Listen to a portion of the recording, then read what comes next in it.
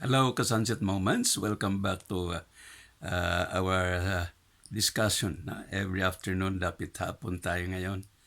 And maybe you notice this white scald hat. This is a scald hat used by the Muslim brothers. They called it coffee or sometimes toffee. Pero also, naging familiar din yung toffee sa mga parang nagwiwig, no? Doon sa mga maninipis na yung buhok nila, and they try to use a kind of wig, pero ang tawag nila doon is toffee. Pero this is originally from the Muslim brothers, brothers who wish to, or not wish, but it is their tradition to wear this scald cap, no? Toffee or coffee. And hindi coffee na kape coffee, no? Or takilin ba yun? Takinin, no? So very easy to say coffee, coffee or toffee, no?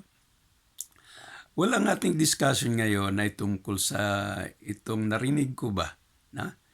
Itong isang bansa na sa Africa, na? And pinamumunuan ito ngayon ni President Ibrahim Traoré.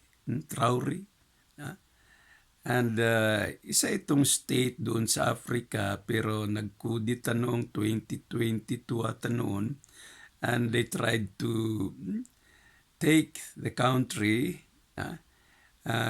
to their hands because of some irregularities and dissatisfaction ng mga African residents doon.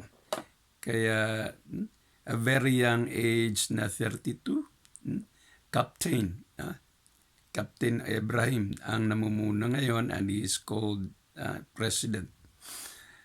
Ang isang maganda dito, yung prinsipyo niya na manatili na independent, or once you will be manipulated, then you have no more freedom. Kaya ayaw niya na their country will be manipulated by other countries. He likes to prove to his not only constituents but to his countrymen na they can make it by their own. Pero marami sila ng pangangailangan doon, no? Ang poverty nila, pera, agricultural needs, education, etc. No? Kaya he likes to have those projects. Kaya he developed some projects, 10 of them. Isa dito yung sa agriculture, na they tried, no? They as a state, no?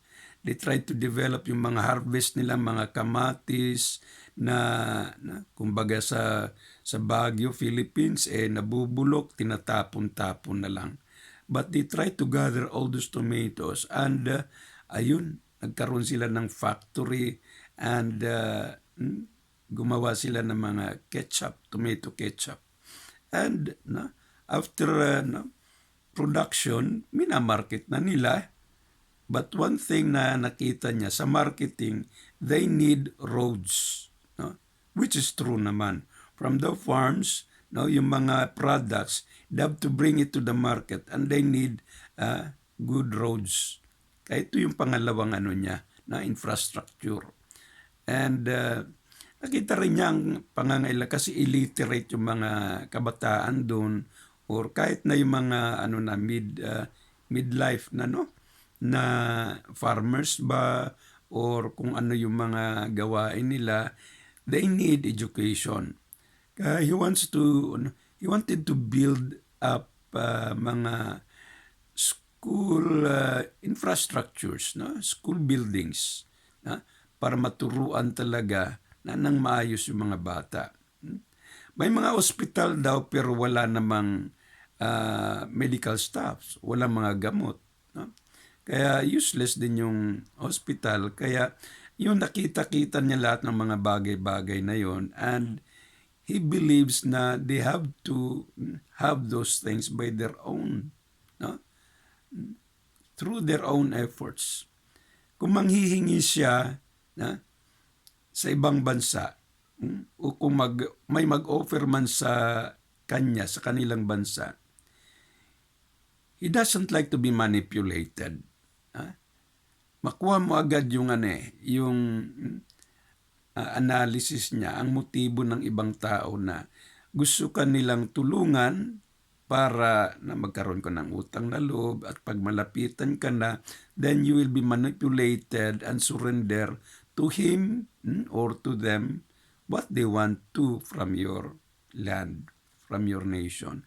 Kaya nakita-kita niya yon, na very calm siya, pero kung mag-isip siya, parang chess na talagang analyze talaga, kabisado agad-agad niya.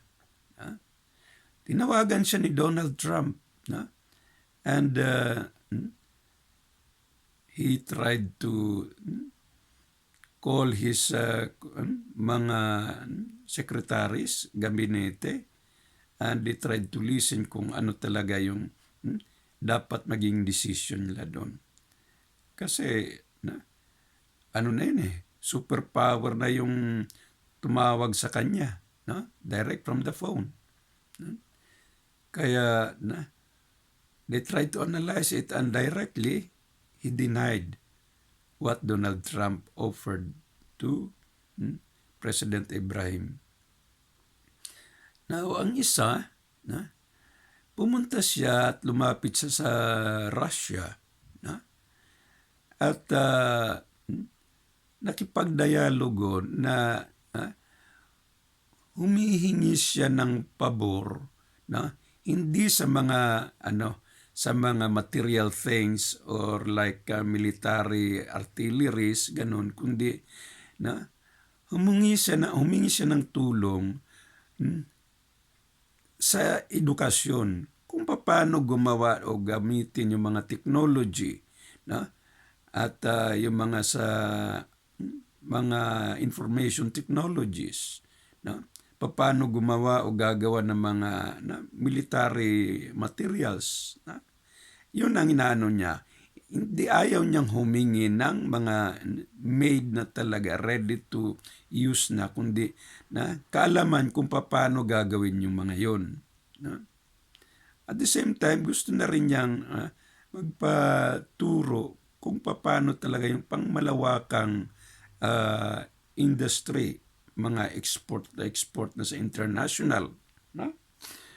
Pero may isang rin, country sa Saudi Arabia na nag-offer sa kanila doon sa Africa na they'll offer donate 200 mosques na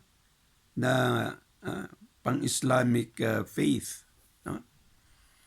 And of course, 200 mosques. Marami yun.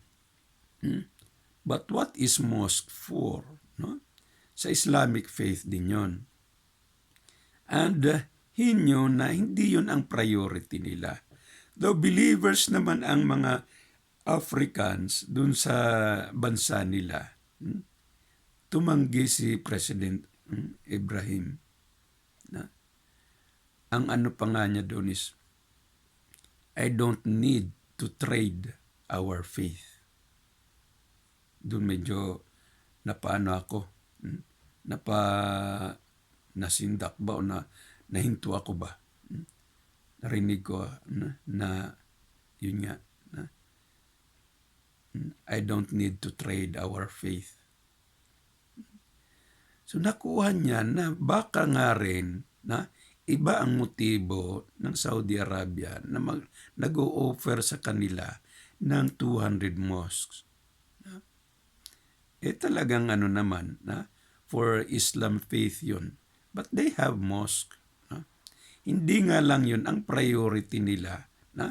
Gusto niya na magkaroon ng magandang edukasyon ang mga tao doon, mamamayan nila doon. Kaya gusto niya merong mga sapat na classroom, school buildings, and not mosque. And of course, good teachers to train, to teach the students sa mga dapat nila basic at fundamental na academic needs ng mga tao sa edukasyon.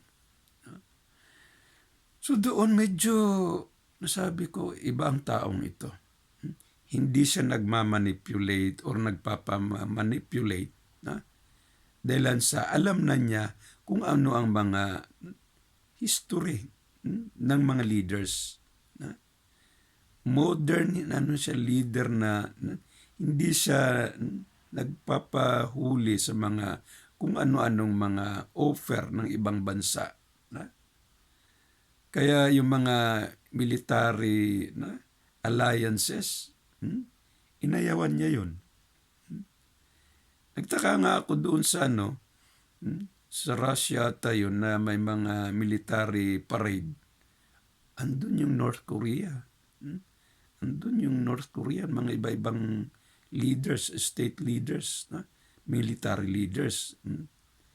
And I don't know kung ano nang nangyari. Kahapon ba yun o this week, last week, na andun ang North Korea. Maybe North Korea is also offering mga military artilleries.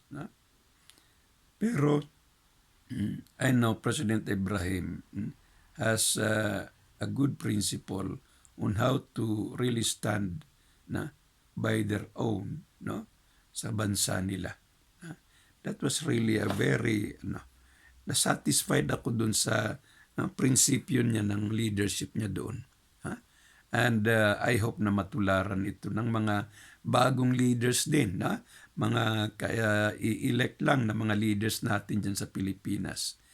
Not to be manipulated, nor motivate others na maging maging selfish. Motivate yourself to stand strongly to lead the people. Not to be manipulated by others, or else others will take you. You will depend on them, from them. Yun lamang po, short na sharing ito sa mga narinig ko, mga geopolitics, politics na mga sinusubaybayan ko rin sa mga times na gusto kong medyo ma-relax, pero yun ang ko kanina. Tapos na ang Philippine election, kaya napunta ako dun kasi live yun kanina eh. Sabi ko, ano itong military parade na ito? And yun, si President Putin, yung sa China, President Xing ba yun? And then yung sa North Korea, dami. Sabi ko, uy, ano to, parang world conference, parang summit. And yun lang naman ang nakita ko pa, world military parade. Pati mga kanyon nandun, kung ano-anong drills ng mga military doon. Sabi ko, iba-ibang style nitong mga na to. Mga from different countries yung mga nagpaparada doon. Batalyon by batalyon from other countries, kasama na rin ang host na Russia. So yun lamang po. Siguro may nakuha tayong mga dito tungkol sa would you trade your faith? Would you trade your nation? Would you like to be manipulated by other nations? Do you know what is military alliances? Trading alliances? Ito ang isa. Kaya medyo nagkaroon ng mga sari-saring discussion yung sinabi ni Donald Trump, President Trump, na yung mga tariffs na 25% na tax, tariffs na kukunin na ng Amerika para sa kung ano-ano man yung mga i-export from other countries magbabayad na sila ng taripa. Kaya yung ibang bansa rin, They tried to equate na kung ang Amerika rin naman ang mag-i-export sa bansa nila, then tabla lang. Hingian rin ng malaking taripa. Ito, mga a kind of manipulative programs. Pero itong si President Ibrahim, sabi ko, iba itong batang presidenteng ito. And the Africans dun sa bansa nila are really yelling on his leadership. So maybe we can learn more about this African president. Nalimutan ko lang yung bansa nila, yung letter B ata yung yung start ng nila, ng bansa nila. I forgot na. Kanina ko lang na may bansa palang ganun ang pangalan. Okay po, ito po si Sir Kutaylo, ang ating Sunset Moments. Maraming salamat po. Sukran.